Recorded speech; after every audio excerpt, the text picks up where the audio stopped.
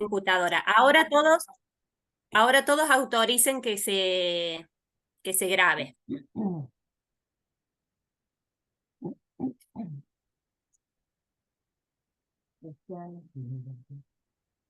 No está pudiendo entrar Agostina. Bueno, de todas maneras, toda la primera parte voy a hacerlo yo y le digo que entre, no, y que venga acá. Le voy a decir si vivimos a 4 cuadras. Ah, bueno, yo creía que era más No, lejana. cerquita. no, espérate. No, ella suele estar por ahí por la zona de Villa Allende, pero entrando me dice. Sí, pero no.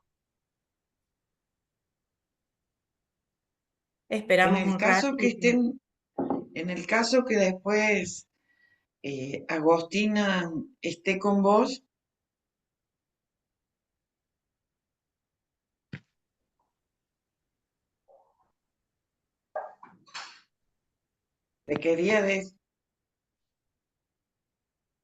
le quería decir a Ana que si están juntas, Ahí entró, ahí tienen... entró, Ah, ahí bueno. entró Agostina. Ahí se la ve, no sé si ella puede ahora activar cámara y... Hago está sin cámara, pero con el audio abierto.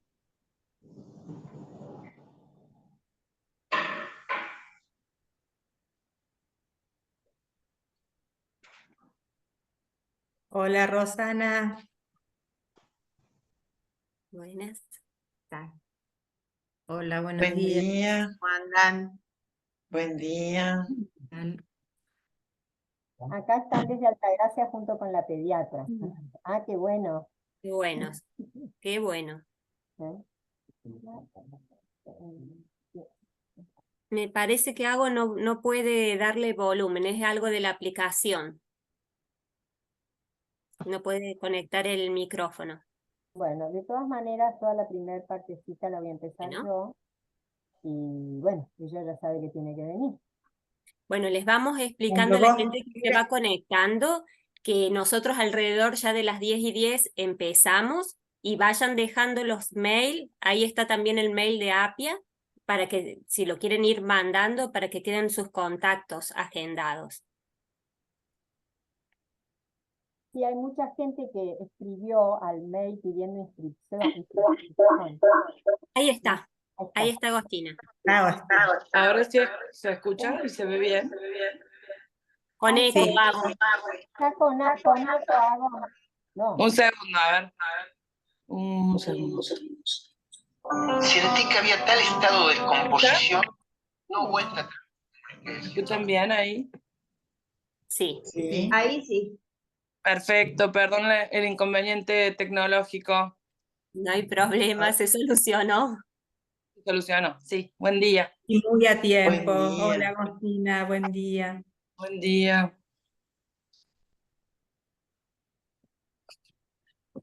¿Les parece que a las 10:05 demos comienzo?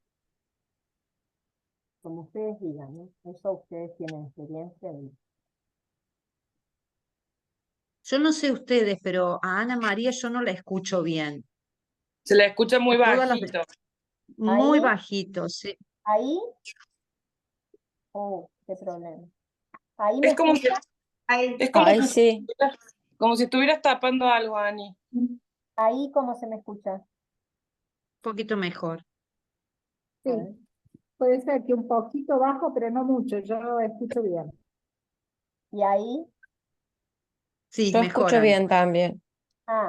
¿saben qué pasa? Yo lo tenía medio bajo al audio, pero bueno, como después voy a hablar yo, no hay problema de que esté bien alto, porque si no me aturde, pero bueno.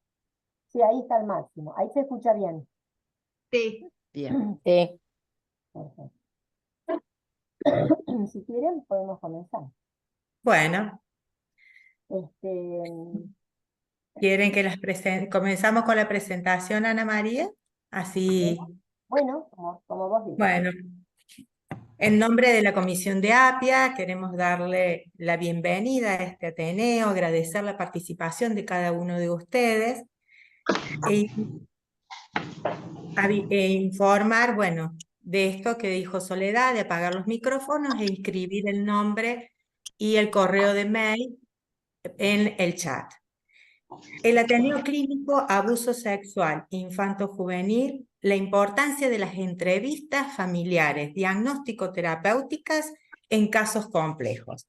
Será presentado por Ana María Ale, profesora, doctora en medicina de la Universidad Nacional de Córdoba, psiquiatra y psiquiatra infanto-juvenil, experta en violencia y abuso sexual infanto-juvenil del Consejo de Médicos de la provincia de Córdoba, integrante del Comité Contralor de Formación en Psiquiatría, directora del curso trienal en Formación en Psiquiatría Infanto-Juvenil del Consejo de la provincia de Córdoba, coordinadora del programa PAICA, que es el programa de abordaje de abuso sexual y consumo de sustancias que se encuentra en el Hospital de Niños de la Santísima Trinidad de Córdoba, miembro de APIA, y bueno, maestra entrañable y muy generosa para compartir sus conocimientos.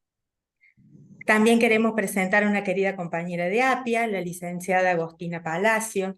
Ella es licenciada en Psicología de la Universidad Nacional de Córdoba, psicóloga clínica y psicóloga del programa, junto con Ana María Paica, en el Hospital de Niños de la Santísima Trinidad y socia de APIA. Bueno, sin más preámbulos y con mucho orgullo con nuestras disertantes. La Bueno, doctora Ana María. voy a comenzar yo y primero voy a agregar algunas cositas de presentación. En primer lugar, agradecer, y esto me emociona profundamente, a que APIA, después de tantos años, donde a principios de los 90, porque se conformó en el 95 con jurídica, convinimos con nuestras colegas Lucía Lippi, Eduardo Koppelman, éramos 5 o 6. Conversamos y dijimos, ¿de qué nos sirve ir a los congresos, preparar un trabajito? Y acá no podemos reunirnos los que, aún trabajando desde enfoques diferentes, podemos discutir sobre casos. Entonces, a ver acá, no. Miguel Ángel, o vos lo podés mutear, Ana María. A Miguel Ángel, en los 3 puntitos le pones mutear. No, ¿a quién? No, A no, Miguel no. Ángel, que es el que habla, o hace No, ruido. hay un cartelito que se me impuso. Sí, Sonia, en tu récord de ahí está, Miguel Ángel ahí se muteó solo, ya está, se puede No, seguir. pero el Zoom, acá hay un cartel que dice Sonia is requesting to record this meeting locally. Sí, No sé, pregunta sí, aceptar. no sé. Que si puede grabar el Ateneo, Ah. están preguntando, sí. Ah, bien, donde dice allow recording. Sí, permitir. Bien, ahí está. Ay, no manejo mucho. Todo esta está cosa. perfecto. Bueno, así que este encuentro realmente significa mucho y yo quiero agradecer lo que vienen haciendo porque yo en los últimos tiempos no puedo realmente acomodarme a todas las exigencias y siento una gran tranquilidad el ver cómo se pueden organizar las cosas, pese a que uno por ahí pueda ir dejando, ¿no es cierto? O volver en determinados momentos. En segundo lugar, quiero agradecer profundamente al Consejo de Médicos de la provincia de Córdoba, que para mí, como mi casa profesional, un lugar donde desde que iniciamos en los años 90, siempre nos brindaron ayuda para ir creciendo, y que tienen la capacidad de, siendo muy estrictos en el control, dan muchísima libertad. Esa es mi percepción. Y por supuesto, en forma muy importante, a la doctora Mirta Miras, con quien yo me inicié en el año 1988 con el Comité de Abuso Sexual en el Hospital de Niños, cuando realmente no se hablaba de abuso, no se consideraba la existencia del abuso en los diagnósticos, y fue una lucha donde hasta para que en guardia se los detectara a los chicos nos llevó 7 años, y conformamos un equipo, todo a los yo no sé quién no está muteado, pero les pido que se muteen, porque aquí aparecen Galaxy 0A025 no está muteado, lo voy a mutear. Es decir, fue muy importante y ella, a Mirta Miras, me dio también a que yo hiciera mi doctorado con el tema de un estudio comparativo entre el abuso sexual intrafamiliar y extrafamiliar, del cual tengo muchos elementos y vamos a comenzar con algunas de las definiciones que se usaron. Y este equipo retomó su actividad cuando yo me integré ya nombrada en el hospital en el 2011 y hasta conformamos desde allí un equipo donde se sumó el tema de consumo, con la doctora Nilda Gay como jefa de toxicología. Y posteriormente ella, como jefa del Departamento de Salud Ambiental por el tema de consumo, es la que está a cargo del programa que se pasó a llamar PAICA. Así que no quiero dejar de nombrar a estas dos personas por diferentes causas, fueron las que permitieron y sostuvieron la posibilidad de un trabajo muy continuado y en este último tiempo muy trabajoso, por lo que a mi compañera de trabajo de hace 12 o 13 años, Agostina, le agradezco profundamente la paciencia que me ha tenido y el compromiso y el estudio impresionante que me ha demostrado tener. Hecho esto, les voy a contar un pequeño episodio, porque quisimos presentar esto desde las entrevistas familiares. Perdón, Ani, hay un micrófono o alguien que está molestando mucho de fondo. Samsung acá, en los tres pasitos. Ay, ¿quién tiene SM? Silvana Carvajal. Acá. Hay que mutearla. ¿Silvana? Ay, no sé bueno, no la puedo mutear acá. Bueno. No sé quién tiene algo prendido, pero apáguelo, por favor. Era el año 2017 y realmente varias personas, algunas de APIA, psiquiatras, otras psicólogas, no puedo nombrar a todas, hicieron pasajes para su formación en abuso. Un día vino un hombre a arreglar una ventana. Estábamos solas con Agostina, por supuesto que mientras arreglaban no podíamos atender, y él nos escuchaba hablar. Tendría unos 26 años. En un momento, cuando termina, se acerca y me pregunta si nosotros trabajábamos con abuso sexual. Y se los voy a hacer muy corto. Me hizo un relato tremendo de que él, cuando tenía 11 años, vivían en el interior, en una zona muy pequeña. En síntesis, su hermanita de 3 años, tuvo de 2 en ese momento, iba a un lugar que era como una guardería, y se golpeó en la hamaca, parece que sangró, etcétera, etcétera, diagnosticaron abuso sexual, y lo implicaron a este chico, la familia, la nena fue 3 meses a una residencia, después volvió a la casa, y la otra casa, etcétera. La cuestión es que él me consulta, me dice, ¿no es cierto?, que bueno, que él estaba con toda esa historia y que se habían reencontrado con la hermana, habían empezado a hacer terapia, los dos, etcétera, y que no tenían mucha explicación a todo esto, y ellos se querían muchísimo. Entonces, nosotros les dijimos que vinieran juntos. Y esa fue la primera vez que que nosotros entrevistamos a 2 hermanos, que teóricamente habían vivido esta situación. No voy a entrar en detalles de esa entrevista, pero les puedo decir algunas cosas. Por ejemplo, ella en ese momento, era el año 17, él tendría 26 y ella 17, una cosa así. Cosas como, por ejemplo, ella decía, yo armo en mi cabeza que lo pudieron haber culpado porque yo era muy pegada a él. Se querían entrañablemente. Él lo negó siempre. Y bueno, cuando se pudieron juntar, que no sé si legalmente estaba permitido, bueno, no sé qué habrá pasado, pero ellos ya estaban encontrándose y con los padres y todo cuando él hace esta consulta.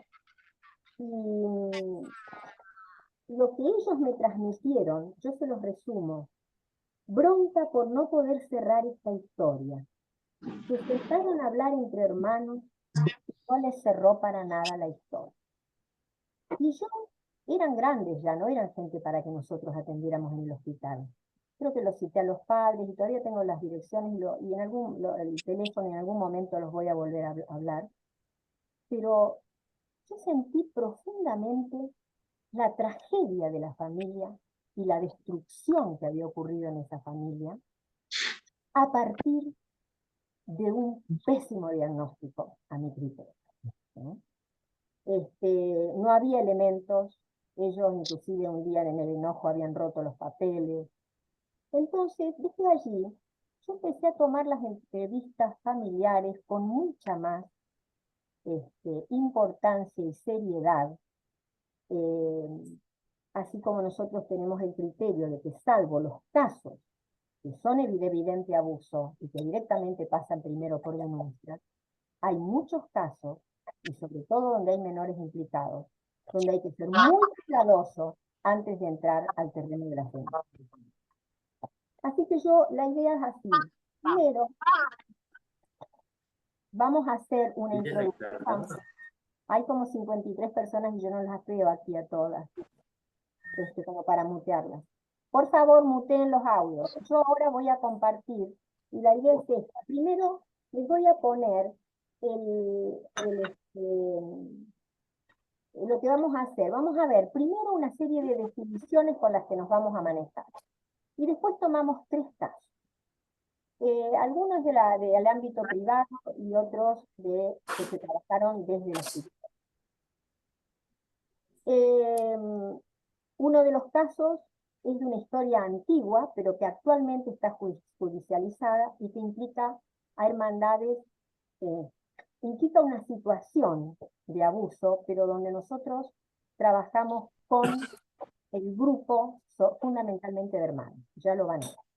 El segundo es un caso que toma el tema de cuando la víctima se retracta, es decir, niega todo lo que dijo en primera instancia, que es otro de los casos problemáticos. Y otro que vamos a tomar es un caso que, habiendo entrado como abuso por parte de tíos y de un hermano, en el transcurrir y el trabajo conjunto, llegamos a percibir que no era tal esta historia con el hermano, que había atrás algo diferente que ameritaba que se trabajara. Yo voy a entrar directamente para ir más rápido porque llevan tiempo todas estas cosas. Nos vamos a repartir con Agostina entre las presentaciones y lo que vamos diciendo. Ahí comparto, ustedes me dicen si ven. A ver, esperen.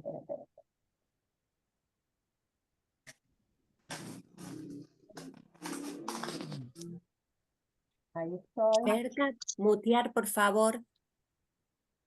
¿Ahí ven? Sí. Sí. Perfecto. Bueno. Este es el lugar donde antes trabajábamos, pero después del 19 tuvimos que ir reduciéndonos a otros lugares. Y bueno, ya cambiarán las cosas para mejor. En primer lugar, perdón. La definición de abuso. ¿Alcanzan a ver toda la pantalla ustedes? Porque yo no la veo toda. ¿Sí? Bueno. Es la participación de menores en actos sexuales con el propósito de gratificación de otra persona, mayor de 16 años, generalmente un adulto, o menor con una diferencia habitualmente superior a 5 años entre las partes intervinientes. Involucra cualquier modalidad sensoperceptiva que, por el desarrollo evolutivo natural, estos menores no se hallan en condiciones de comprender en su real dimensión, por lo tanto consentir o rechazar. El abuso sexual emocional es un sometimiento coercitivo intencional o circunstancial a la visualización u otra forma de acceso, por el cual el menor percibe directamente una forma abusiva sexual de cualquier orden, sin compromiso físico propio directo en el acto. Es de gravedad cuando ocurre entre personas allegadas y de consideración variada, según el grado de relación con el abusado. E involucra cualquier modalidad sensoperceptiva que por el desarrollo evolutivo natural, estos menores no se hallan en condiciones de comprender en su real dimensión, por lo tanto discriminar, consentir o rechazar, e incluye protección frente a las formas audiovisuales pornográficas en los medios de difusión masiva. Esto está hecho a principios del 2000. Estas son las conductas exploratorias, los juegos y conductas exploratorias. Las experiencias propias del normal desarrollo de la sexualidad, actividades con el propio cuerpo y o interacciones de índole sexual entre menores de 16 años de edad y con una diferencia habitualmente no superior a 5 años. Variables lúdicas relacionadas con el placer, la satisfacción de necesidades básicas correspondientes al periodo evolutivo, la ausencia de elementos relacionados a compulsión, coerción y o sufrimiento. Las conductas sexualizadas son actividades indicadoras de exaltación sexual no correspondiente a la edad por su tipo, intensidad y o frecuencia. La reiteración de episodios, esta es la perpetuación en el abuso, lo que en el trabajo se denominó perpetuación en el abuso, y nosotros lo consideramos así, es la reiteración de episodios de abuso en diferentes ocasiones en un lapso mayor a una semana, sin que se tomen medidas protectoras en el medio que impidan la continuidad del abuso sexual. Esto es algo que la persona que investiga determina, o sea, yo tomé un lapso mayor a una semana porque di un tiempo de una semana, a veces están en un viaje, a veces los chicos no se animan, pero esto puede variar según el criterio del que lo considere. A los casos que eran reiterados después de una semana de ocurrido el primer episodio, ellos consideramos perpetuación. Y esto es el incesto. Esta definición está tomada de Julia Guerra, del Manual de Psiquiatría, y del capítulo de incesto, Tratado de Psiquiatría de Friedman, Kaplanizado. Atentado sexual que responde al derrumbamiento de un tabú que se encuentra en casi todas las sociedades. Contacto físico íntimo, excitación sexual consciente entre individuos de la misma unidad socializadora, sea o no tradicionalmente familiar, o entre personas unidas por estrechos vínculos de sangre. Esto ya lo vimos. ¿Me fui para atrás? No sé, está repetido. Y esto es lo de retractación. Cuando habiendo relatado un acto abusivo o de maltrato en cualquiera de sus formas, la persona cambia dicho relato al momento del levantamiento de un testimonio formal. El concepto de familia que vamos a usar está tomado de Annie Speyer y Minuchin. Grupo primario, ligado por lazos íntimos emocionales, grupos cara a cara, que constituyen la matriz de identidad y diferenciación, determinan las formas de reacción afectiva, las normas, la solidaridad inconsciente y el sentimiento del nosotros. Es fundamental en la formación de la naturaleza social y de los ideales del individuo, permite las primeras experiencias de unidad social y expresa raíces universales y diferencias culturales. Sí, escucho. Muteen por favor los audios. Por favor, muteen. No puedo hablar. Muteen por favor los audios. Esto yo lo puse porque como vamos a hablar de familia, también de este trabajo de abuso, fíjense en aquella época, que incluye prácticamente los 90, todos los 90, sobre 140 casos, fíjense en oscuro la cantidad de familias nucleares en los abusos. En el rojo, nuclear ampliada, nuclear modificada, cuando es nuclear, pero la pareja, por ejemplo, no es el padre y la madre, sino el padre, la madre y la pareja, o al revés, está modificado el núcleo de la pareja. Idem, pero ensamblada, no nuclear reducida, fíjense, cuando hay un solo integrante y hay menos integrantes de los que corresponden. No nuclear ampliada, probablemente uno de los casos que veamos sea esta, en este momento, pero después vamos a ver en qué momento ocurrió el abuso. Es el primer caso que voy a presentar. Después no categorizables son esas familias que varían tan rápidamente en el término, a veces de semanas o de meses, que no le podemos dar una conformación formal, no categorizada, y otros ampliados, otros tipos de familia.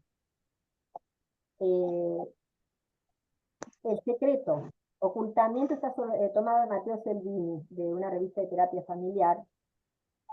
Ocultamiento de tipo intencional concerniente a informaciones importantes para quienes mantenido en ignorancia o al margen.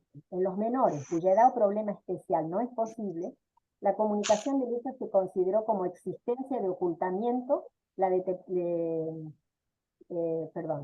cuando no es posible comunicar el hecho, consideramos como existencia de ocultamiento la no detección por parte de los cuidadores. Acá hablo de secretos internos y compartidos. Secretos internos a lo mejor en el abuso común, pero aquí en la retractación ustedes van a ver que es un secreto compartido solo hacia la afuera. Intentan que lo sea, ¿no?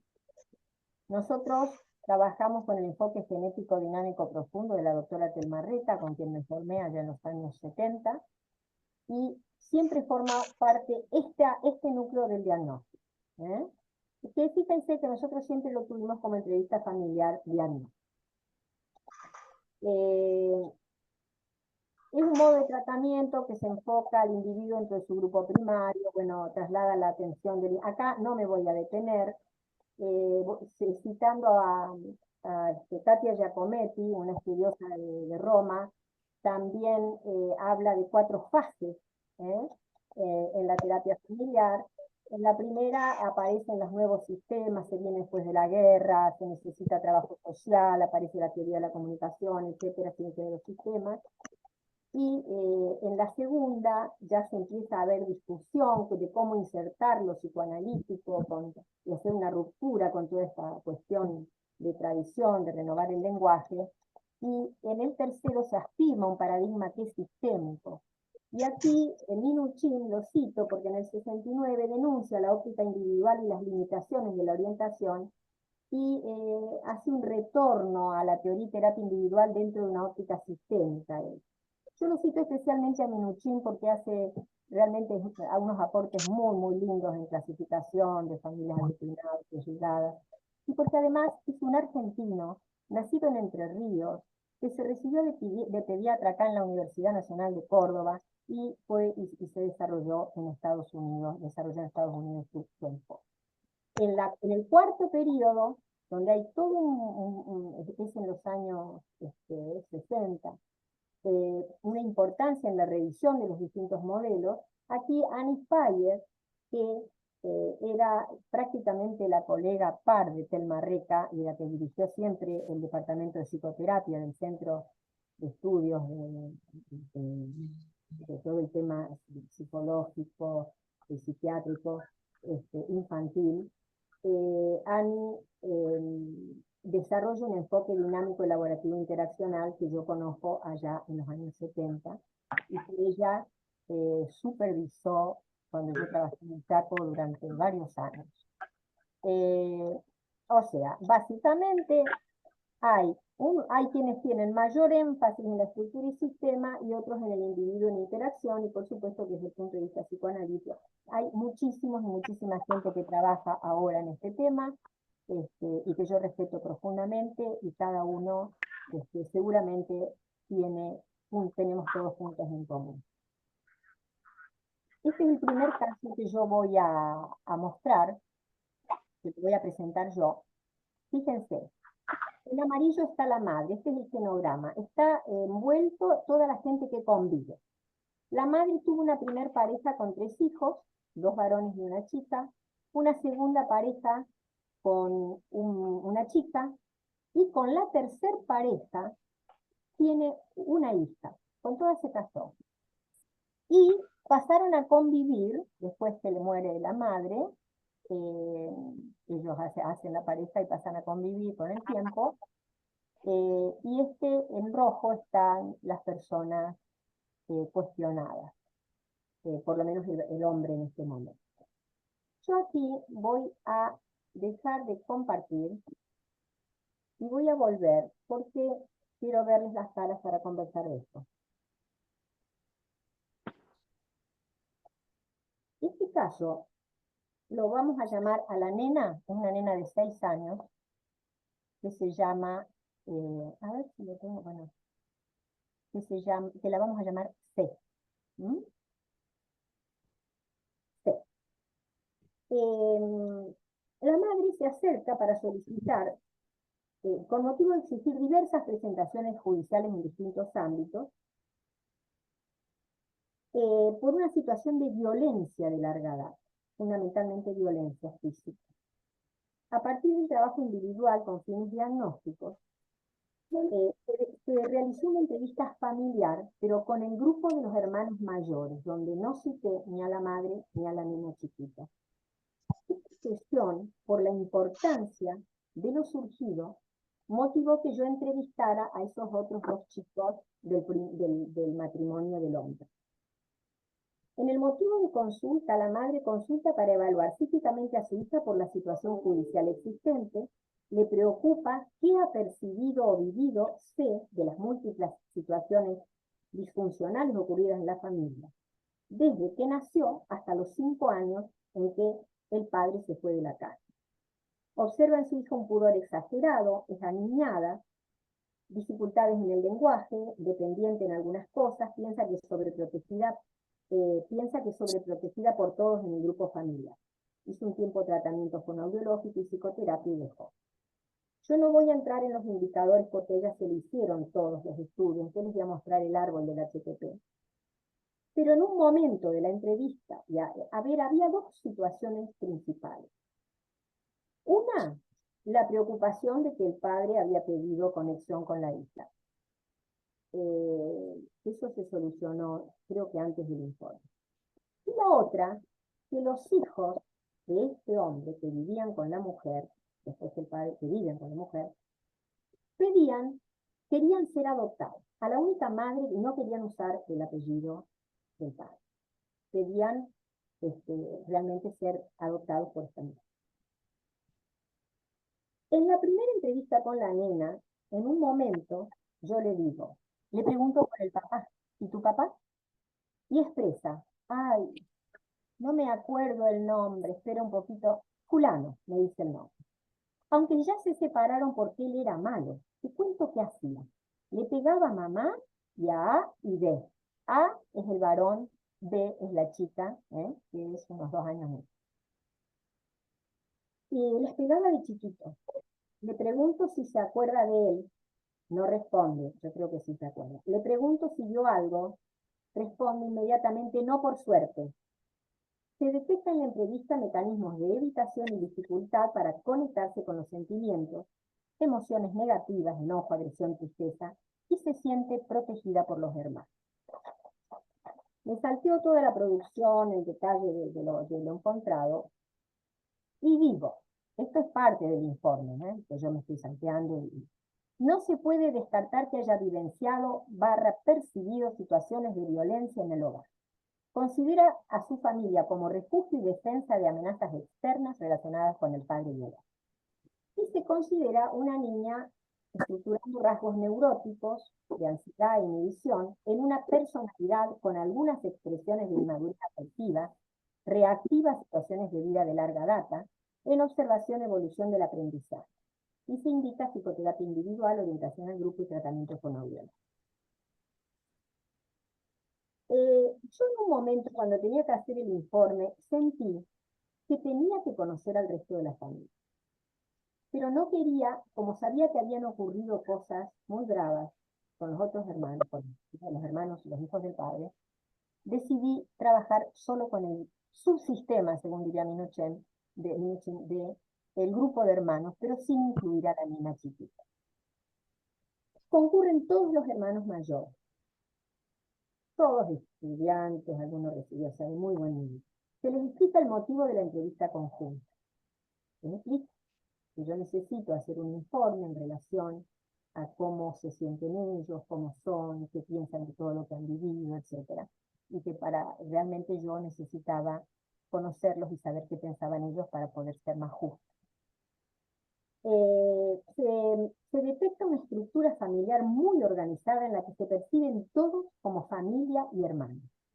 Perciben un cambio fundamental a partir que X, lo voy a llamar, se apartó de la convivencia definitiva. Las expresiones, explotó afuera y ahora hay paz interna. Mejor estar en paz, son compartidas por todos. Se refieren al Señor como X, con el nombre, no papá. A la madre biológica también. Estos dos chicos la llaman XX, nombre. Y todos llaman mamá a la que voy a llamar M. Para el varón, su llegada fue una salvación, son palabras textuales, lo sacó de un infierno.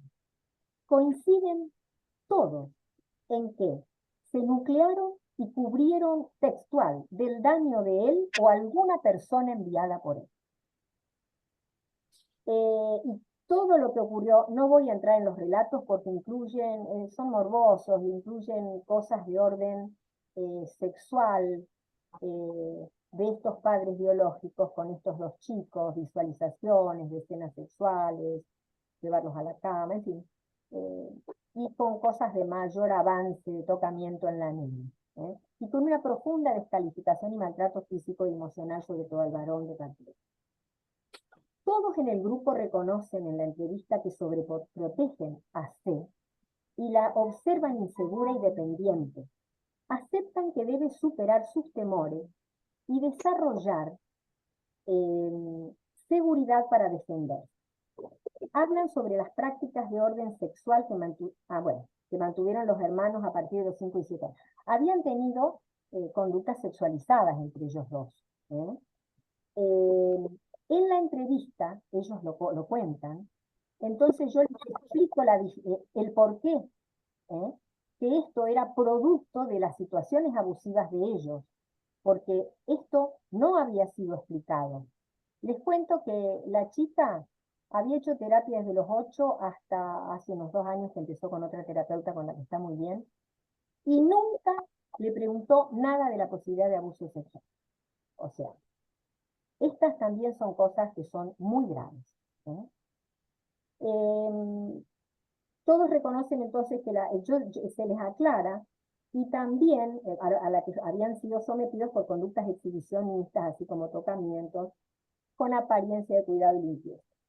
Estos estímulos, les explico, que generan gran confusión y culpa e indefensión, y a esto se sumaba la violencia física y emocional. En algunos momentos de la entrevista, los dos chicos que están involucrados, realmente se siente que su retracción y sus caritas, sobre todo en la chica, la adolescente, son de intensa ansiedad, se retrae, y el varón expresa claramente: yo siento vergüenza. Entonces les explico el significado, que nada tiene que ver con abuso sexual, sino que son consecuencia del mismo.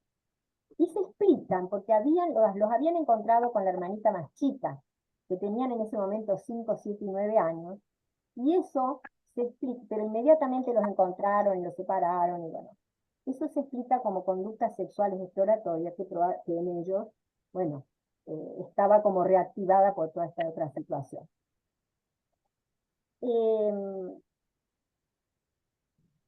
Antes de todo, de esto, quiero volver a la nena. La nena, en algún momento yo le pregunto también, ¿quisieras vos volver a encontrarte con él? Y ella se queda con carita de duda y me dice: si me acompañan mis hermanos, sí. Por los hermanos, estos, de los que estamos hablando ahora. Después de esa entrevista familiar, y cuando yo veo que no están tocadas ciertos temas desde lo sexual, yo pido una entrevista individual a cada uno de los dos. Entonces damos una cita y viene uno en un horario, al horario siguiente el otro. Los dos hermanos coinciden en que dormían los 4 en la cama y ellos mantenían relaciones a los cuales A describe como ruido. Esto ocurrió a partir de los 4 o 5 años de edad. Nada más eso les voy a contar como detalle. Se concluye que ambos hermanos, es decir, había coincidencia, los relatos no es que estaban juntos, sino que uno contó y el otro contó a su manera, de la misma forma. Fueron víctimas de violencia física y emocional. Esto dice en el informe, tanto por acción como por omisión. Eran chicos que a los 7 años no tenían vacuna. siendo muy claras las conductas exhibicionistas por parte de ambos progenitores. En el caso de B, de la nena, hubo tocamientos sexuales con una manipulación agregada que generó confusión y culpa, del orden de lo oral, que no me atrevería a nombrar de otra forma. Las experiencias abusivas en lo sexual las sufrieron los dos hermanos. Exhibición, participación pasiva de observación, configurando como mínimo abuso sexual emocional agravado por la visualización y audición de dichos actos. En el caso de B, se suma la experiencia de tocamiento y existe la posibilidad de experiencias vividas y no recordadas, porque esto no ha sido trabajado en forma específica. Todas estas historias, ¿qué hago yo en ese momento? Yo primero les voy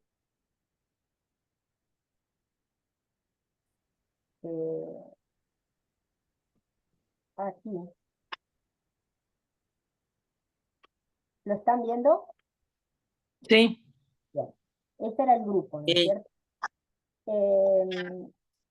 Aquí, ay, esperen que no estoy estudiando. Acá. Bueno, acá ven el HTP de la nena dividida en dos. Fíjense el nivel de agresión de este arbolito. Ella necesita hacer 2. Y dice que va a hacer 2. Y bueno. En presencia de la madre, a la salida de las entrevistas individuales, como la nena me había dicho eso, yo iría, pero si me acompañan mis hermanos. Esto sí es una intervención directiva. Es una orientación terapéutica directiva. Les digo, a los 3, madre y los 2 chicos, los oriento en la necesidad de expresar a su hermana. Sé que ellos no podrían acompañarla a ver a X por lo sufrido por ellos, ya que él no pudo ser un padre para ellos y que cuando sea más grande podrán conversar de más cosas sobre esto. Esto es parte de las cosas que lo diagnóstico se liga con lo terapéutico, y a veces lo terapéutico es lo vivencial, como lo fue durante la entrevista, donde además todos los hermanos pudieron enterarse de esa explicación, que no los ubica, los saca del lugar de abusador o de personas desviadas en sí. La situación relatada y el estado emocional postraumático de A y B permiten corroborar que ha existido violencia física por acción y omisión y emocional. Asimismo, abuso sexual emocional, visualización y audición en ambos menores, prácticas de abuso sexual por tocamiento a la hija B, con posibilidad de otros tipos de prácticas, no descartadas. Todo lo detectado y escrito anteriormente me permite. Yo hablo en términos de aconsejar, cuando mando a los jueces, los fiscales, porque es un consejo corre o no. Me permite desaconsejar el contacto de C con su progenitor por estimar que el mismo padecería, y vean el potencial siempre, cuando no han visto a la persona y no están seguros, un grave trastorno de personalidad que sería de pronóstico reservado. Facilitar todas las medidas que apunten a fortalecer al grupo familiar conformado y mantener controles individuales y familiares, dejando todo lo actuado como la posibilidad de ir a explicarlo si lo necesita. Bueno, este es el primer caso, donde se aborda desde una historia ocurrida hace mucho y donde actuamos preventivamente también con la nena que está en tratamiento y está mejorando, pero a pasos rapidísimos. Bueno, la voy a invitar a Agostina. Ella va a Aquí está. aquí estás, Agostina. El próximo, por si vos no conocés, o sea, como el gráfico ese lo hice yo y medio, voy a ponerlo, espérenme, voy a compartir de nuevo. El genograma. Bien. El genograma, exacto. Espérate un poquito. Ay, se me fue al otro, no sé qué había abierto, parece que cerré algo, espérenme. Ah, sí, acá está. Esto que en presencia de la madre. El otro caso que ya ella va a decirles, este es un caso relacionado al tema de retractación. Cuando Bien, consultan, aquí está, en naranja la madre, en rosa ella, y este es el padrastro de la chica. Esta sería una familia que nosotros llamamos reducida ensamblada cuando consultan. ¿Por qué?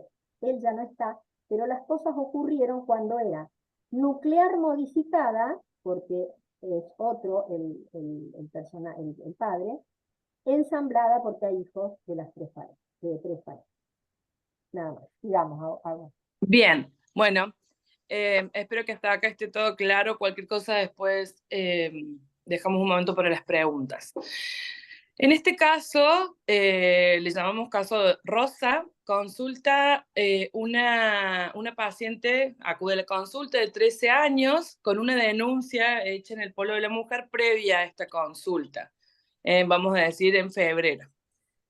Es una paciente que nos llega al consultorio, el programa derivada del servicio de infectología, como muchas veces sucede en la cuestión de la denuncia, que llega después al hospital para ver la parte de infectológica relacionada a al posible contagio de ITS, y luego a veces nos llegan a la consulta para tratamiento.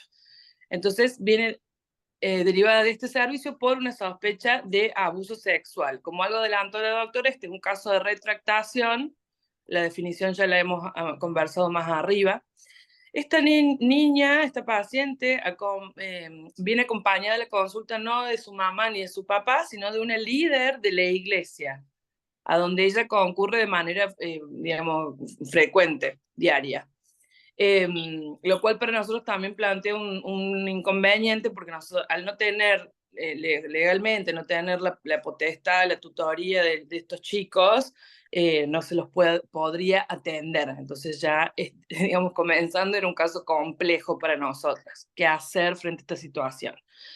Bien, ellas aportan datos de la denuncia que habían realizado supuestamente este momento con la mamá, y voy a pasar sin mucho preámbulo a contarles que esta niña en el examen físico, un segundo, no, perdón, sí, les hace un relato a las doctoras que le revisaron, y a ellas mismas les dice, de manera textual, estoy acomodando la cámara, perdón, que desde hacía 2 años, digamos desde sus 11 años de edad, el padrastro que vivía en la casa la había abusado muchas veces. Entonces, frente a esto se indaga qué quiere decir con esto de que la había abusado muchas veces, y la paciente responde con penetración.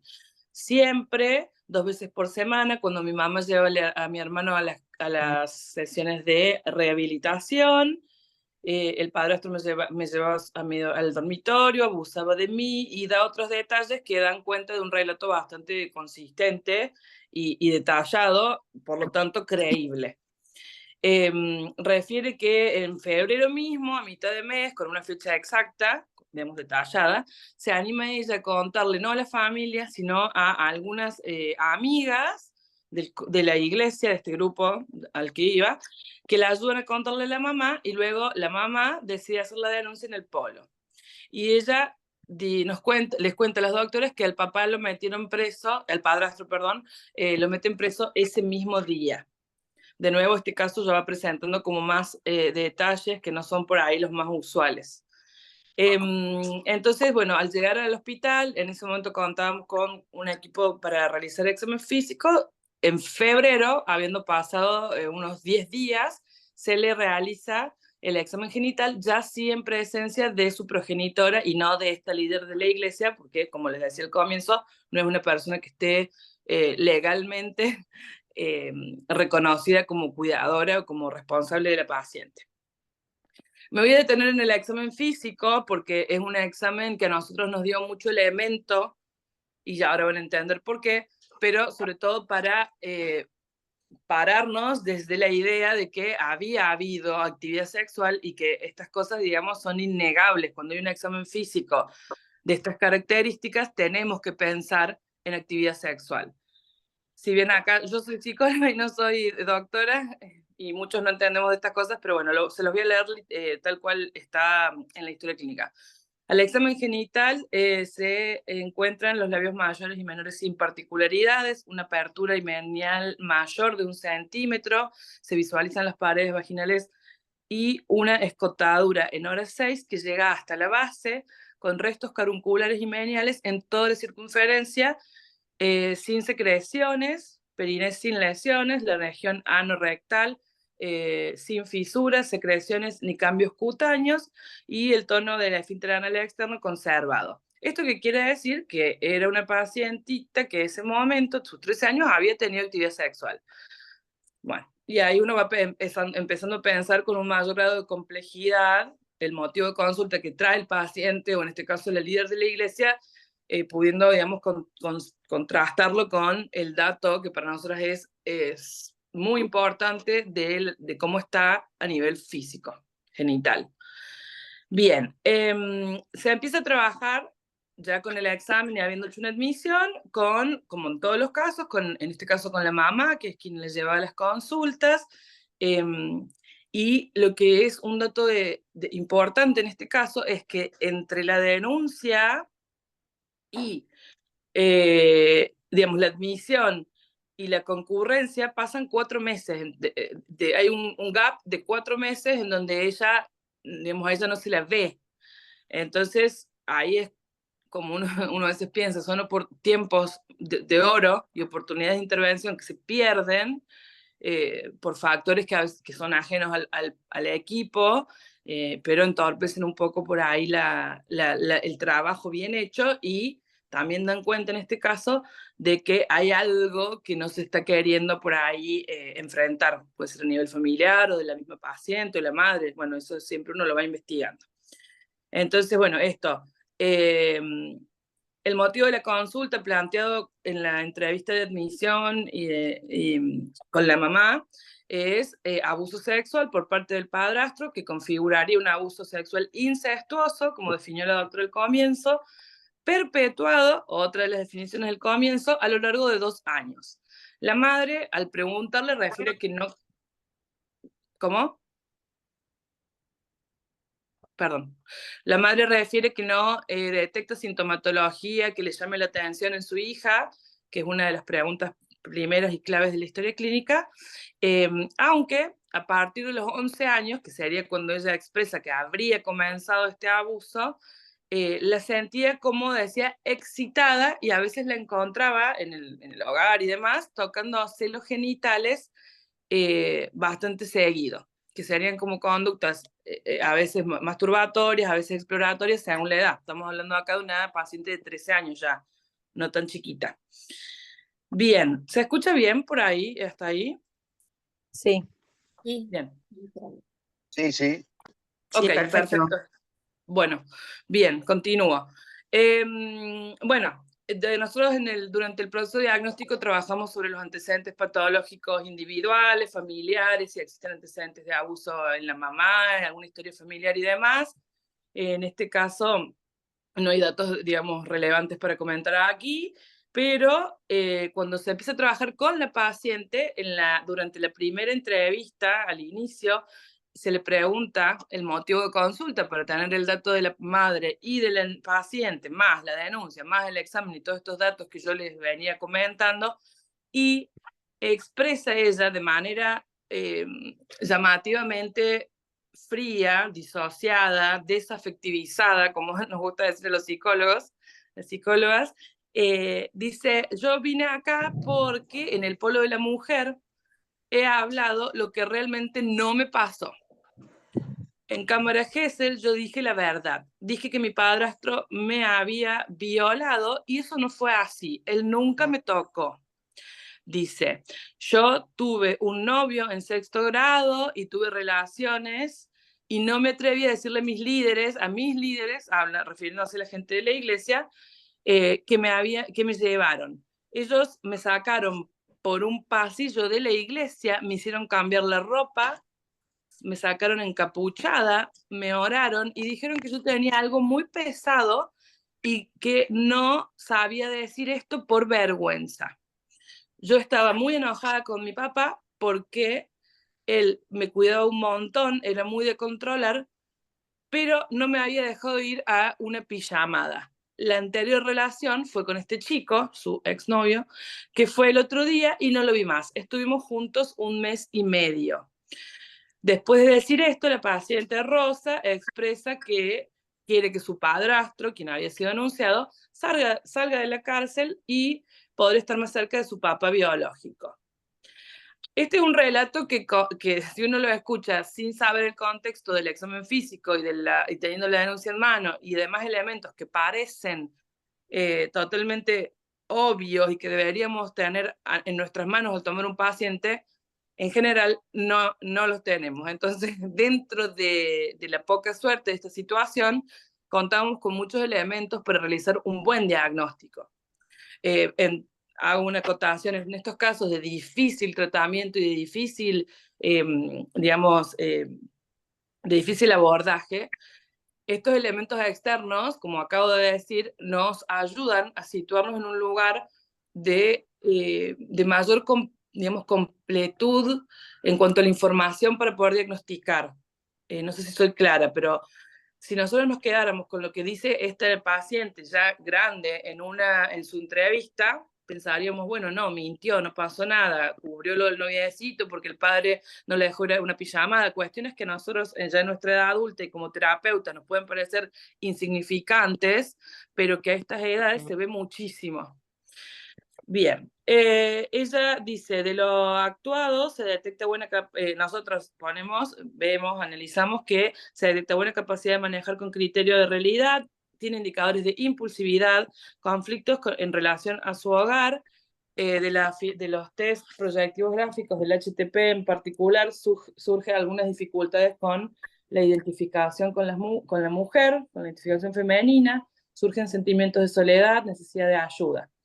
Hay un bloqueo a nivel de la expresión verbal muy llamativo que se ve sobre todo en el TAT, y ante la discrepancia de los relatos a las profesionales que lo revisaron y a los profesionales del área de psicopatología y familia del mismo equipo, más el análisis de la denuncia, se determina hacer entrevistas con ambas por separado para poder, digamos, repreguntar cuál es el verdadero motivo de consulta y aclarar estos dichos. En las entrevistas se evidencia que la paciente, Rosa, da pocos detalles, es muy contradictoria, hace descripciones difusas, como por ejemplo, había dicho que hace 1 mes y medio había estado con este muchacho y luego no recuerda el nombre, lo cual nos llama la atención, y se muestra muy enojada con las profesionales cuando le planteamos que había contradicciones en lo que venía diciendo. Hay un control llamativo de sus afectos, con un objetivo, y madre e hija discrepan en lo que comentan en estas entrevistas separadas, y la madre suma la información de que había habido una historia de episodios de violencia en la casa que en manos de este padrastro. La niña niega todo esto, principalmente la violencia emocional más que física, y en la entrevista conjunta se repite este mecanismo patológico entre ambas, y se notan intentos muy claros de las dos por justificar y minimizar estas diferencias, como convenciéndonos a nosotras como terapeutas. Aparte, ante estas discrepancias, ambas, mamá e hija, explican sus afirmaciones en los distintos ámbitos, las sostienen, digamos, lo que habían dicho, como que han sido influidas o obligadas por personas externas a la familia, sobre todo, digamos, de este grupo religioso, a eso me refiero, a decir lo que dijeron. Y esto es importante, a las dos se les explica la gravedad de esta situación y que según nuestro criterio diagnóstico y lo que habíamos observado, estábamos frente a una retractación por parte de esta paciente, esto se le explica a ambas, digamos, al mismo tiempo, y una necesidad por parte del equipo de que contribuyan al proceso psicodiagnóstico para poder ayudarlas. Ahí la paciente, después de mucho enojo, se queda en silencio, baja los ojos, toma una actitud física y de comunicación paraverbal distinta, y madre e hija aceptan que van a continuar con el tratamiento. Digamos, sin decir sí, esto fue así o esto no fue así, aceptan continuar con nosotras que veníamos de decirle todas estas cosas y enfrentarlas con toda esta información. Entonces, bueno, se plantea, digamos, desde el equipo cómo esta experiencia traumática podía haber influido en ellas, y digamos, que sea cual fuera la realidad, estábamos frente a una situación difícil, porque o dos personas muy vulnerables habían sido manipuladas para cambiar sus versiones y decir otras cosas, por lo cual, digamos, habían sido muy influenciadas, o teníamos una situación de tal gravedad que solamente ellas podían enfrentar haciendo como si no hubiera pasado. En cuanto a las dos opciones que barajábamos, estábamos, digamos, en una situación muy, muy grave. La gravedad fue lo que se remarcó siempre. Después de esta explicación, esto lo hacemos en una entrevista conjunta con la doctora, la madre rompe en llanto, y cuando se le señala esta actitud de silencio como de una cuestión física muy distinta de su hija, ella es como que logra tomar tal vez conciencia y dice, nos cuenta después la nena, la paciente, perdón, que a la hermana de esta mamá la había matado, la había asesinado su pareja, o sea, había cometido un femicidio algunos años atrás, o sea que la historia de violencia y demás en la familia circulaba ya hace tiempo. Con toda esta información, nosotros llegamos digamos, y después del diagnóstico y por las características del caso, con todos los indicadores, llegamos a pensar en un abuso, o sea, la tabla de probabilidades de abuso que nosotros usamos, de clara evidencia. Informamos a tribunales que este es un caso de retractación que fue posterior al relato primero por parte de la víctima y que se podía relacionar con una grave disfunción familiar y muy compleja situación sociocultural de contexto, así como los antecedentes de violencia, lo que acabo de contar de esta tía, asesinada en manos de un hombre de la familia, de su familia, la familia ampliada, con distintos elementos que contribuirían a la necesidad de minimizar este relato y escindir de alguna manera estos hechos traumáticos en función de preservar el psiquismo y una relación, si bien patológica, conservada con el entorno. Entonces, como dijo la doctora, recomendamos nosotros asegurar que alguien nos ayude a asegurar la continuidad de este proceso diagnóstico y psicoterapéutico, tanto a nivel individual como a nivel grupal, que son las maneras que tenemos de trabajar en el hospital. Esta sí es una paciente del hospital, no sé si lo había comentado. Anita. ¿Ani? Estás muteada, Ana. Ahí está. No, Ahí está, Ani. yo quiero remarcar algo muy importante. Esta es una entrevista vincular y tuvo características totalmente distintas, como ustedes ven, a la del grupo de hermanos anterior. Es muy confrontativa, no hay un grado de aceptación de lo que dicen las dos, es decir, de alguna manera, y al estilo de Whittaker, o sea, se usa un sí pero, ¿no? Sí, pero...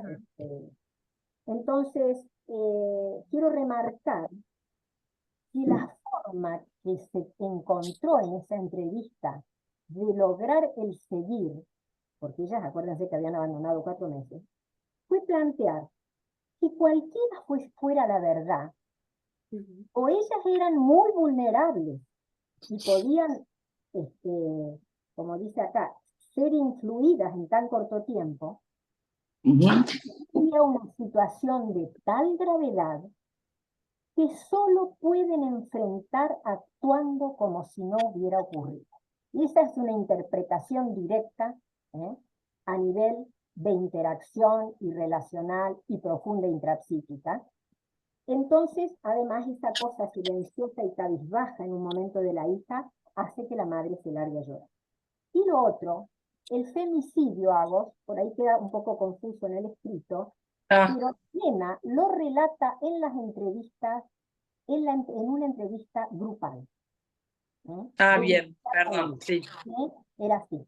Entonces, yo ahora lo que les quiero contar brevemente es la secuencia de cosas que van ocurriendo a lo largo prácticamente de un solo año, entre febrero y diciembre. Primero ella se retracta, o sea, después de lo que dijo a las endocrinólogas, que Agostina lo comentó por la primera entrevista del examen físico, ella en nuestra entrevista, 4 meses después, se retracta. En la sesión 3 se la confronta con sus contradicciones e inconsistencias, en la sesión 3 individual con ella, después que hizo los estudios. Y realmente hay momentos de confrontación, como, bueno, pero vos dijiste ¿cuántas veces con tu novio? 3 veces, pero acá la otra vez dijiste 1 vez, o sea, la vamos confrontando, y en un momento, todo lo que contaste, de dónde salió, o sea, eso nosotros necesitamos, no, a ver, esta es otra. En su discurso, en un momento, se le dice, ¿y entonces qué hacemos? ¿No? Como diciendo, te largo a vos la pelota de qué es lo que va a pasar.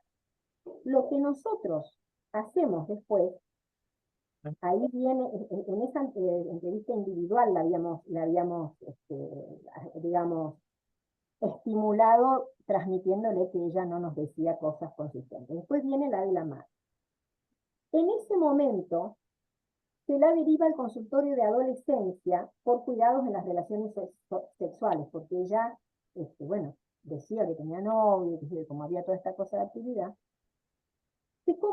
Nos comunicamos con la licenciada Barata de Senaz, a quien mucho recuerdo, ya que ya se jubiló, pero que trabajó muchísimo con nosotros en muchísimos casos, y se acuerda un envío de un informe previa solicitud por escrito para restricción de la madre.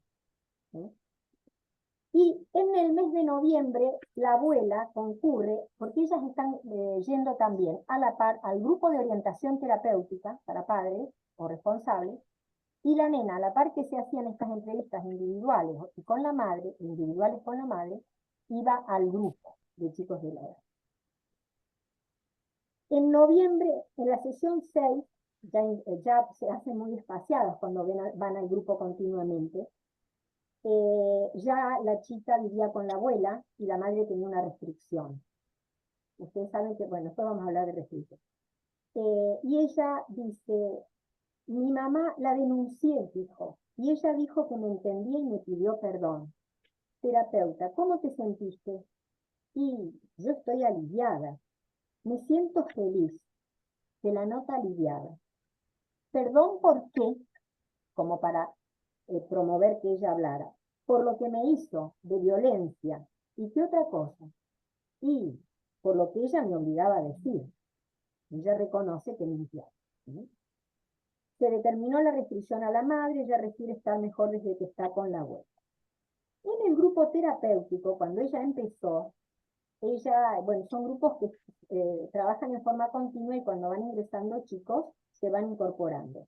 Cuando ella ingresa, en una de las primeras, en la tercera de las sesiones, dice, era toda la primera etapa, ¿no? Yo no sé qué pienso, dice. Relata allí el femicidio de la tía, que pidió que si algo le pasaba, cuidaran a los hijos. Viví en esa casa, dice, hasta que mi papá conoció a mi padrastro y nos mudamos a casa de él. Mi padrastro sigue preso, no sé cómo va a seguir esto. Ella todavía no había dicho todo, ¿no? Vengo acá, pero no pienso en esto que pasó. En la sesión grupal 15,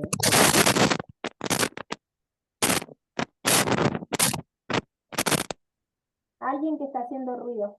Bueno, en la sesión 5, a la que va una semana después que en la individual contó que la madre le había pedido perdón, concurre muy angustiada y dice, ayer fui a tribunales, extraño a mis hermanos, mi mamá no me deja verlos. En tribunales saben, y llora. El problema es mi mamá. Otra adolescente le dice, a mí tampoco me cree mi mamá. Llora y se desespera, y lloran las dos.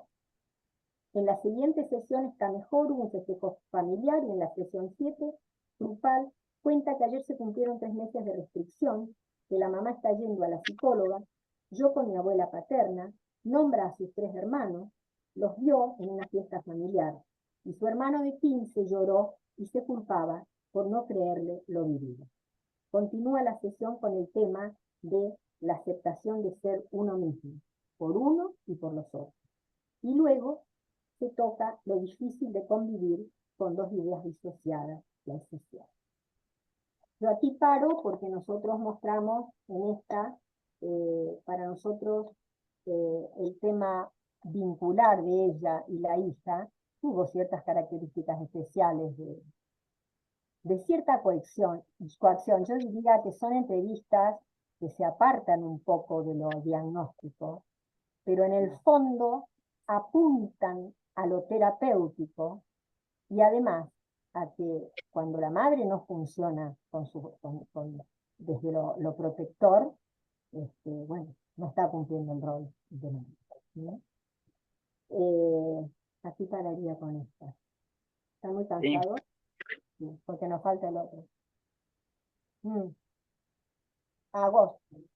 Sí. Yo te voy a pedir que para el próximo hagas una lectura rápida y después Dale. hacemos. Bien, pasamos al tercer caso. Ani tiene el genograma. Espérate que Este caso, bueno, este es el que habíamos dado la importancia del tiempo transcurrido, y aquí estamos en el otro. Aquí, fíjense lo que les voy a decir. Aquí están conviviendo en este momento. no se ve a Ani el power. Ah, perdón. Ay, ¿cómo hago acá?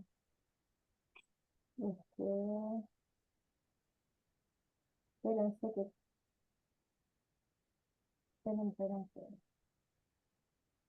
Es que me olvidé de compartir. Acá. ¿Ahí se ve? Ponelo, amplíalo. Ay, espérate que no lo estoy pudiendo. Espérense. Abajo con el primer iconito. Sí, De la derecha. Chicas, yo les tengo en cuenta el tiempo porque son las 1:15 y es hasta las 1:30 para dar un tiempito después de intercambio. Hagamos muy rapidito esto, Agostina. Sí. Porque Bueno, después- este es el tercer y último caso. Perdón, esto. Esta es la nena que está viviendo en el momento de la consulta con los abuelos y una tía que está en amarillo que está a su cargo. El hermano está implicado, como los tíos maternos, y este sería la familia nuclear, donde esto se habría dado.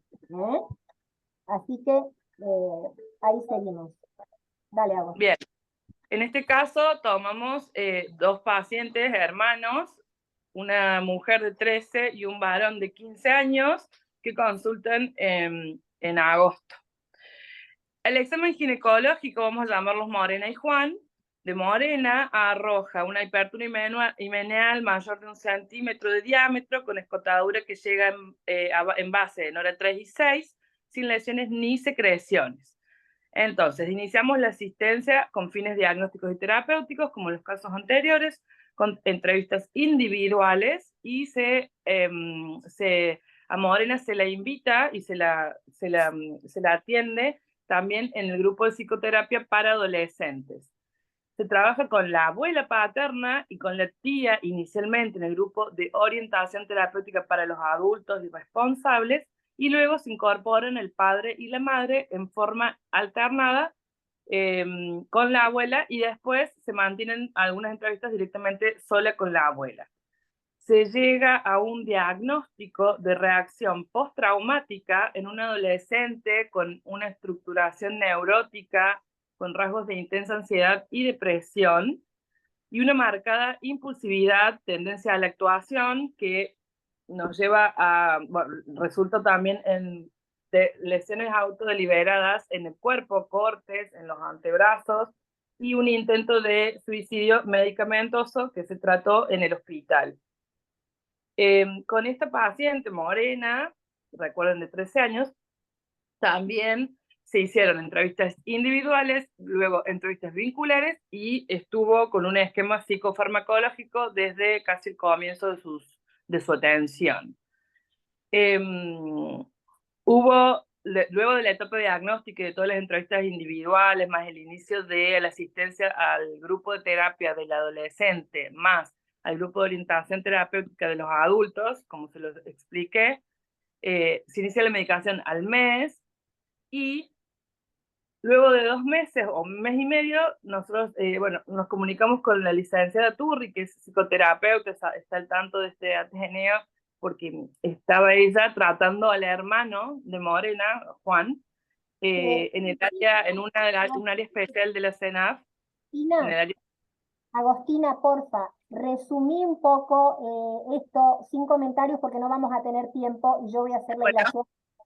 Y acordamos con esta licenciada las estrategias de revinculación paulatina, evaluando la posibilidad de haber sido víctima de abuso sexual el mismo hermano.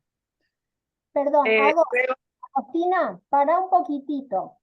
Yo voy a decir esa parte. Termina por favor esta otra de la evolución. Lee toda la parte de evolución hasta indicaciones terapéuticas y ahí voy a seguir yo, porque vamos a resumirlo. Bueno, perfecto. Ay, perdón, un momento. Donde habla de la evolución favorable.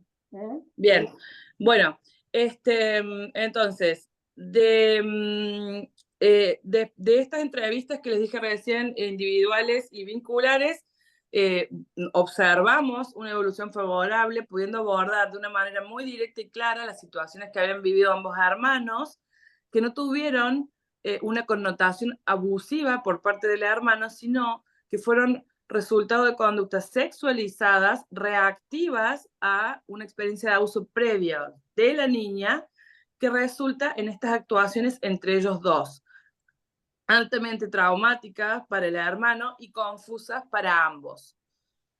A partir de convivir nuevamente y del tratamiento sostenido, se detecta que mejora notablemente la interacción familiar y que se logra ir recuperando los roles entre hermanos, los roles fraternos. Se refuerzan las prohibiciones que son imprescindibles para la convivencia, prohibición del incesto, y van mejorando los roles protectores también de los adultos, en este caso de los padres. Se debe continuar el tratamiento y abordar a la pareja parental, tanto como la familia en su conjunto, y mantener la asistencia de los adultos al grupo de orientación terapéutica en el hospital, como lo venían realizando. Al final de la atención, en ese momento, al momento actual, consideramos que la evolución fue positiva y favorable a la convivencia de ambos hermanos, según los indicadores que tenemos ahora, debiendo mantenerse estas indicaciones terapéuticas para seguir así. Cortá ahí, Agos, porque no vamos a tener tiempo. Ahí está, listo. ¿Sí? Yo quiero hacer también un seguimiento puntual. Luego de la etapa diagnóstica que hubo, esto empezó en noviembre de un año, en agosto de un año, de un determinado año.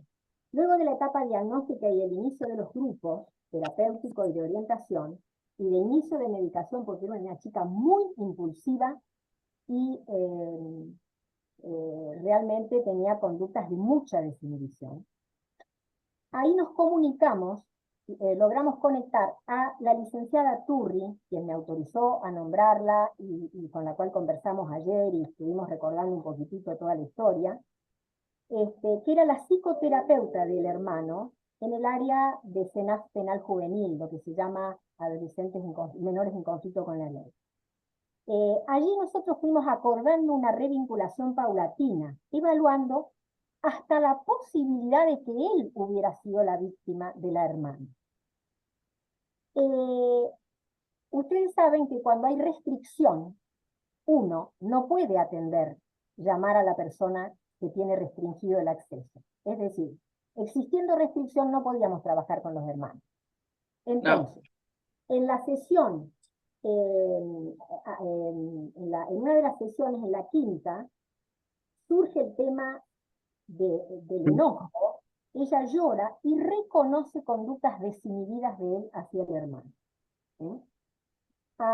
En ese mismo mes, que es en noviembre, nos comunicamos con la licenciada Silvana Carabajal de CENAF, con la que también tuvimos una conversación, y se acuerda el modo de trabajo familiar. Es decir, se eliminaba la restricción, pero ella podía ir de visitas a la casa y encontrarse. Se fue haciendo una cosa paulatina. Y a la vez se fueron realizando las entrevistas con el chico, que llamaremos Juan, y se conversa la posibilidad de que vuelva a la casa. Yo lo que voy a hacer es una breve reseña de la sesión de los hermanos juntos, porque ella al principio no quería saber nada, pero después aceptó. Entonces, les explico el porqué, y fíjense algunos dichos. Fue un roce o malentendido, dice Juan, y ella dice, quizás empezó por mi lado. Lo que vino después no siguió, les digo cómo era la cosa. El hermano, cuando ellos vivían juntos, tenía en la pieza de él el único televisor. Entonces las hermanas iban a la pieza. Y esta nena empezó a ir y a meterse en la cama de él y a ir con Bachi Corpiño. Es decir, fue una cosa así, ¿no? Que, según la licenciada, él la fue viviendo como una cuestión de acoso. Y él se quejaba ante la madre, fulanita va a la pieza, me molesta, pero esto, bueno, se la retó, se suspendió, mejoró un tiempo, pero fue en avance. Ella dice, quizás empezó por mi lado, lo que vino después no siguió como un juego, sino como algo distinto. Él dice, había rechazo, pero no podía parar yo y ella. Y ella dice, yo también no podía parar. Entonces hablamos de lo que son las sensaciones placenteras, y él dice, y con el tiempo nos dimos cuenta que estaba mal y no sabíamos cómo pararlo. Yo le digo, vos le dijiste al papá y a la mamá. Sí, yo les dije, de alguna manera como señalando que no era todo responsabilidad de ellos, ¿entiendes? Yo en algún momento lo busqué, dice ella, y hablamos de toda la cuestión de responsabilidad, de la posibilidad de el rescate de la relación de hermanos, de la responsabilidad de sus familias, y se explicó como la conducta de la hermana como una conducta sexualizada, motivada por el abuso de los otros tíos, que eran dos tíos mayores, o sea, no tan grandes, eran adolescentes, pero mayores.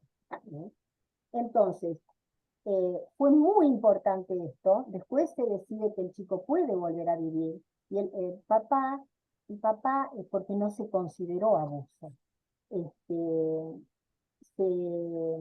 Había consentimiento, e inclusive el que más se ubicaba en el lugar del victimario era él, ¿me entienden?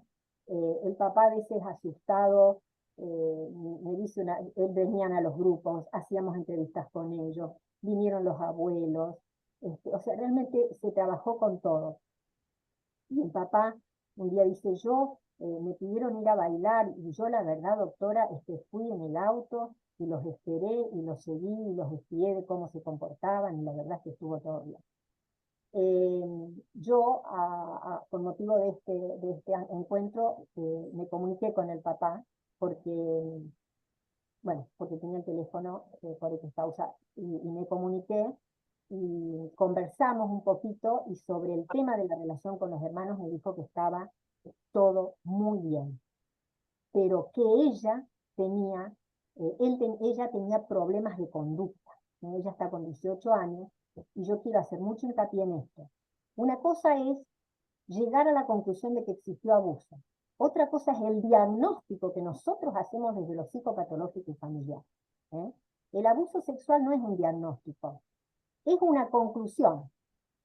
A la conclusión de abuso se llega por un examen físico que tiene ciertas características, por sintomatologías determinadas.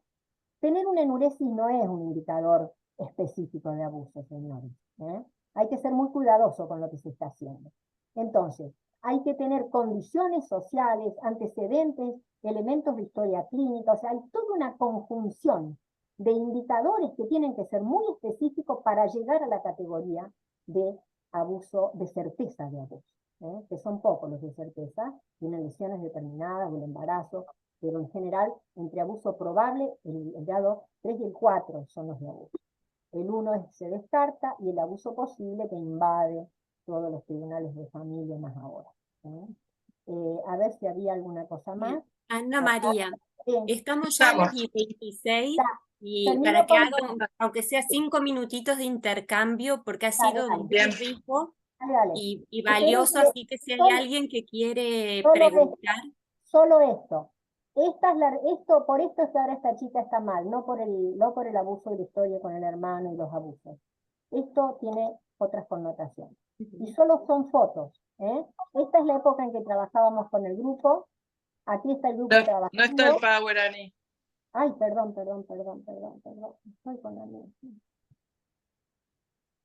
Espérense. Acá. Aquí.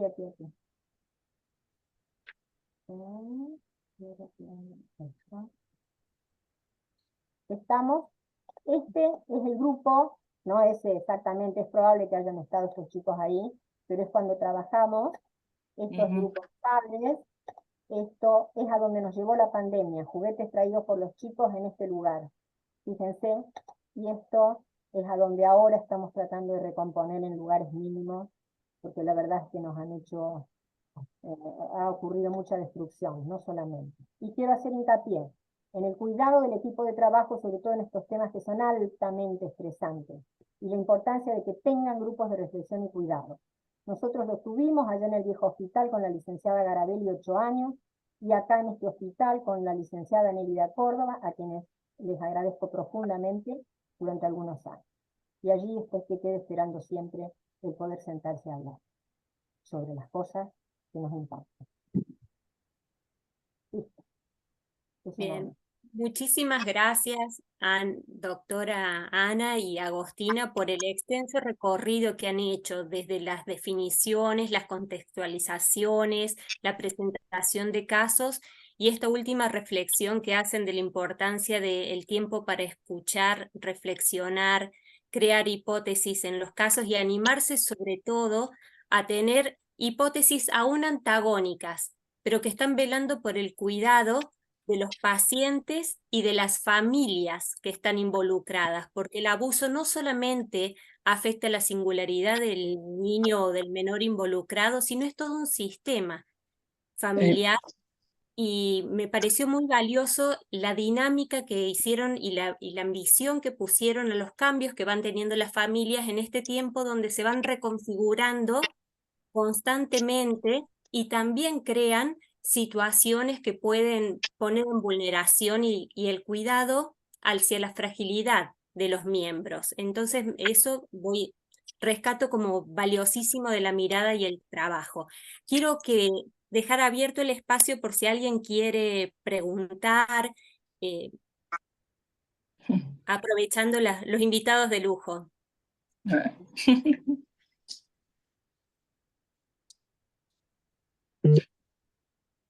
Mientras tanto, les quiero agradecer la presencia también de la licenciada Silvana Carabajal, que fue desde SENAF la que trabajó en este último caso, y yo olvidé decirlo, pero bueno.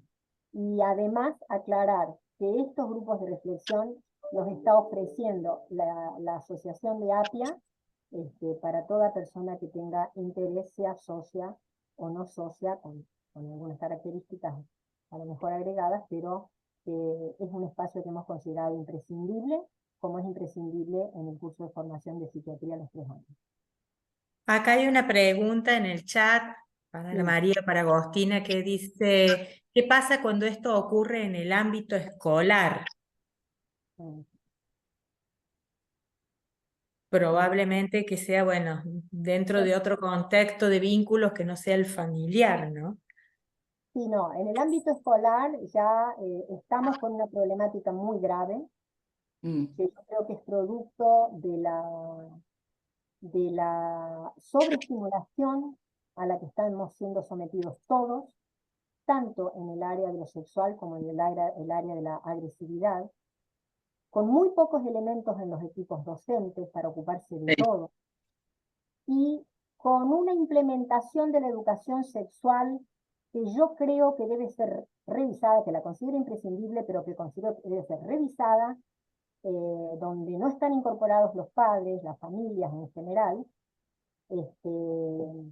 y donde no deja de ser una manifestación de lo que podría ser una conducta exploratoria y conductas de juegos y propias para averiguar, para ver cómo es la cuestión, a la existencia de chicos que en realidad son abusados y con sus conductas sexualizadas están promoviendo esto, así como la inmensa, a ver cómo se ha intensificado el bullying escolar, y una de las formas es, de hecho nosotros hemos tenido algún caso donde lo agarraron a un chico a la salida en el campo y realmente le hicieron de todo.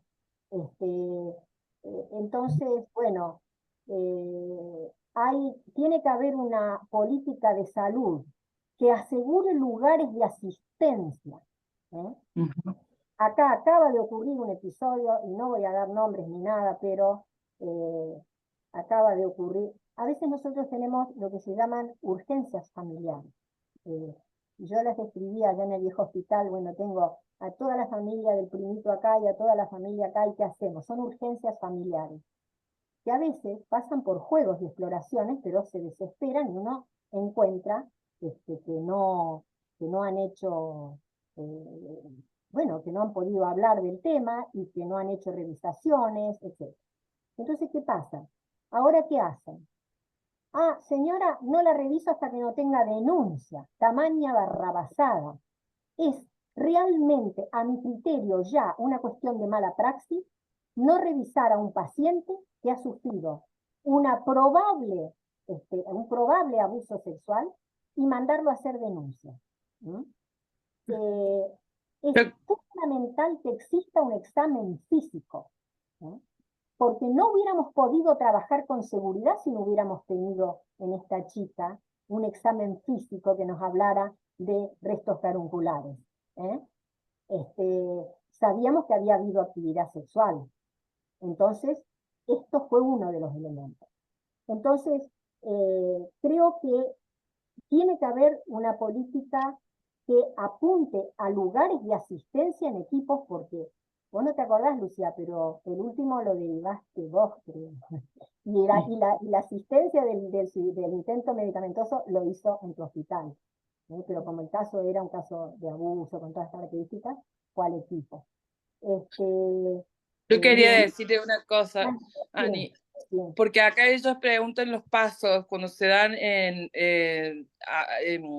sospechas de abuso en las escuelas, en los jardines, incluso, que llegan todos los días.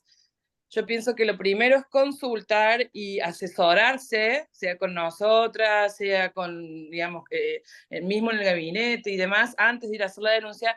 Y también estos casos en los jardines o en los colegios suelen llegar de varios. Es como que hay uno y después como ya hay un miedo que se generaliza hacia tal maestra, maestro, la profesora de esto, el otro, con mucha involucración de las mujeres que están a cargo de los chicos en los ámbitos educativos, mucho más que fuera de los ámbitos educativos, las mujeres, poder frenar antes de accionar y activar una denuncia y demás, dirigirse a los lugares de atención, por más que escaseen, y consultar qué hacer. Porque, por decir, esta semana misma, denuncias entre nenes de 3 y de 4, es un ridículo, entre 4 y 5. Y entonces esto genera también un efecto dominó y de contagio del pánico y del miedo que llena los turnos de consultas y para diagnóstico, y en realidad se podría prevenir por ahí con una buena toma de historia clínica, con una buena entrevista para orientar, escuchar, calmar, y muchas veces lo que está las pasando, escuelas nos llaman. a ver, ¿Cómo? Cristina, lo que está pasando es que hay una implementación por parte de CONAS, de la gente que trabaja y que trabaja en escuelas, de un protocolo para que inmediatamente se hagan denuncias, porque yo creo que se está haciendo hincapié en una cosa preventiva, pero centrada en la denuncia, sin considerar que tiene que haber un nivel diagnóstico y asistencial, y estamos avanzados y sin posibilidad de respuestas ambulatorias. que Sí, ahí alguien decía los protocolos existen, pero lamentablemente yo ayer viernes estuve hasta tarde hablando de este tema con abogados del hospital, con la dirección. El protocolo te empuja a nivel institucional en las escuelas y a nivel individual en las familias a ir al polo de denunciar y después vemos qué hacemos y es como si les diera una sensación a las familias de hice lo que debía y en realidad muchas veces es lo contrario. Estos protocolos, por lo menos en el hospital donde nosotros estamos con la doctora, están ya empezando a ser de nuevo revisados, porque son protocolos que no se han vuelto digamos, a implementar hace tantísimos años y están fallando. Y muchas veces directamente los llamados son de las directoras, de las maestras, ¿cómo hacemos? ¿Qué hacemos? ¿Qué hacemos? ¿Tenemos que correr a esta persona de su trabajo? ¿Nos conviene? ¿Qué hacemos si todos los niños vienen a decir? Son cosas muy básicas en donde uno ahí puede visualizar la falta de información, la falta de orientación y la mala orientación en este caso de denuncia, denuncia, denuncia y después vemos. Es terrible y es muy dañino porque los chicos se terminan cambiando de jardines, se arman muchos líos, hay denuncias por Facebook, por Instagram, y bueno, hay que tener, digamos, hay que ir con cuidado. Hospital de Niños de la Santísima Trinidad porque hay alguien pregunta. Perdóname, Agostina, ahí veo que una persona escribió que el abuso se da en diferencias cuando hay asimetría de edad. A veces puede ocurrir abuso con edades pares. Sí, más grandes.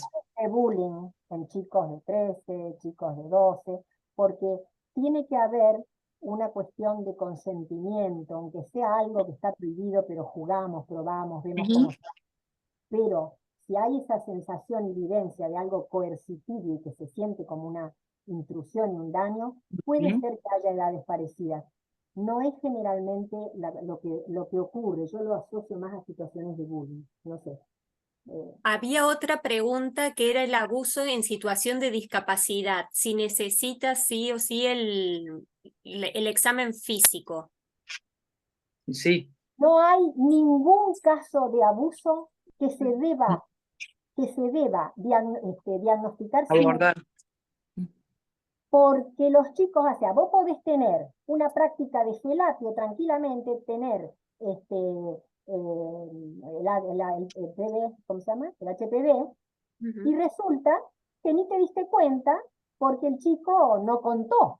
Porque la parte que cuentan los chicos inicialmente cuando se animan es una, y después empiezan a agregar y agregar y agregar. No es correcto, y para mí es un hecho para mí, ya entra en mala praxis. En perder la oportunidad de intervención. Aunque dé normal, hay y mucho más, porque a nosotros nos da y nos ubica nuestros hallazgos en otras posibilidades. No se puede dejar de hacer esa historia de que es mala praxis. No, o que es revictimización. Revictimizar es tener 5 o 6 años con un chico abusado y no haberse dado cuenta y no haber hecho una pregunta cuando hay toda una familia que podría darle datos. ¿Qué pasó ahí? Bien, y otra pregunta, ya para ir finalizando, es la bibliografía que ustedes recomendarían para abuso sexual. Mira, yo les digo sinceramente, en mi tesis tienen todo el listado de bibliografía, por lo menos actualizada hasta el 2008. Siempre hay que buscar cosas actuales, pero les digo, los viejos libros como La Juria Guerra le destinaban media paginita al abuso. Sí. Ahora hay autores, muchos de ellos argentinos, yo no soy mala para los nombres, pero hay muchos que han venido aquí a Córdoba, que trabajan con el tema. Búsquenlos, cada uno hace sus observaciones, pero en términos generales, también hay muchos en revistas ¿Tu tesis está publicada, Ana María, para buscarla? Mi tesis está en Google. Podemos tener acceso. La publica la universidad, las tesis. No tiene la parte de dibujos explicativos. Perfecto. Pero tiene toda la parte teórica y está con mi apellido y estudio comparativo, abuso sexual infanto-juvenil, estudio comparativo entre el abuso intrafamiliar y extrafamiliar.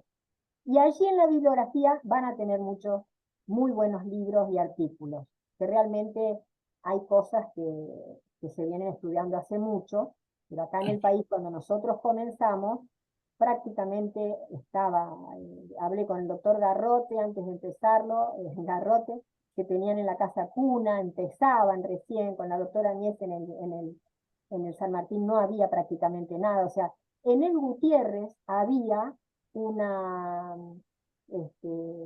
un inicio, un trabajo que con la doctora Gringarten, endocrinóloga, iban mucho los casos a endocrinología. ¿Por qué? Porque los endocrinólogos pediátricos saben revisar muy bien el aparato genital por todos los problemas hormonales y genéticos y las alteraciones. Entonces, siempre habían caído ahí. Por eso Mirta me llama un día y me dice, mirá, me pasa esto, me vienen casos, entonces, y no sé después qué pasa. Entonces ahí armamos un protocolo que aceptó capacitación y docencia de investigación ligada a la asistencia. Y Bien. En general, Doctora, excelente Lucía los quiere decir algo. comentarios. ¿Eh? ¿Cómo? Lucía Lippi quería decir algo, la doctora Lippi. Dale, Lu. Sí. Bueno, me parece que solamente en nombre de APIA tenemos que agradecer esta presentación de lujo y como realmente las preguntas también son muy interesantes, se necesitaría más tiempo para desarrollarlas. Aquellos que deseen pueden escribir al mail de APIA y con tiempo nos iremos comunicando. Pero yo quiero hacer público en este momento, comprometer a la doctora Ana María y a la licenciada Palacio, socias de APIA, socias fundadoras, a que se pueda organizar un ansiado seminario sobre esta temática, porque realmente hoy es sábado, el interés de participar está puesto de manifiesto en esta actividad, pero nos han ido manifestando durante la invitación en este mes que es una problemática que necesita del tiempo, del desarrollo, así que tenemos que hacer todos un poco de fuerza para que la doctora Ana y la licenciada Palacios nos brinden un espacio de seminario. Sí, sí, sí.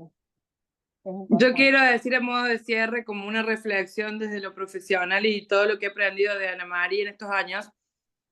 Yo nunca busqué dedicarme a cuestiones de abuso, la verdad que jamás, pero no es un tema que yo creo que tiene muy mala prensa. No es un tema que sea tan horrible, ni tan difícil, ni tan monstruoso como se piensa en general. Creo que sí, incluso al hablar de la bibliografía, si uno estudia la evolución y del desarrollo sexual, psicosexual y demás, desde la salud va a tener muchísimos elementos para tratar a estos pacientes y creo que la cuestión de la clínica es soberana en lo psicopatológico, en el observar, en correr también la vista de la mirada psicopatologizante y no hay mucho, creo que el resto se va aprendiendo también con la práctica, no hay tanto tal vez libro y libro y libro que leer, sino más bien animarse a salir de la teoría y poder hacer consultorio y poder atender a estos niños, sea en una guardia, en el dispensario, en el hospital, con más o con menos recursos, enfrentar, diría Ana María, saltar ese charco y poder empezar a dar respuestas sin miedo, porque estamos muy solos los que hacemos esto y se termina generando o un tremendo burnout del equipo profesional o se cae en una atención no de excelencia, que no es la idea, cuando creo que cualquiera, digamos, los profesionales que aquí estamos presentes, con la formación que tenemos y con un compromiso de supervisión y demás, podríamos todos ayudarnos mucho. Es un tema que ya no se puede mirar por un costado, está presente, hay consultas todos los días, yo creo que en todos los lugares donde trabaja cada uno de los profesionales que están aquí escuchando, entonces, sea con un seminario, sea porque, como sea, creo que es urgente y es responsabilidad también el manejo de estos temas por parte de quienes nos dedicamos a esta parte de la salud. Quería decir eso por ahí para invitar a enfrentar estas cosas sin miedo, que es algo que paraliza y que yo he visto incluso en las guardias del hospital de niños a los pediatras llorando por no saber qué hacer frente a un ingreso, una sospecha de ASI en una guardia. Ayer, sin ir más lejos. Entonces, Gracias, eso. Agostina. Sí, Gracias eso por quería esta saber. reflexión. Y me Bien. parece muy pertinente para que cerremos con este compromiso, con este desafío, pero sobre todo con este aliento. Sí, sí. Bien, Ana María, sos la encargada de cerrar, Ah, yo tengo que cerrar. así que muchísimas gracias, Ana María y Gracias. Agostina, Qué excelente, y bastante. todos los Gracias. Gracias a comentarios ustedes. dicen eso. Muchas Buen gracias. fin de y ojalá que Un sea gusto. Buen fin de semana. Un gusto. Adiós. Adiós. Chao.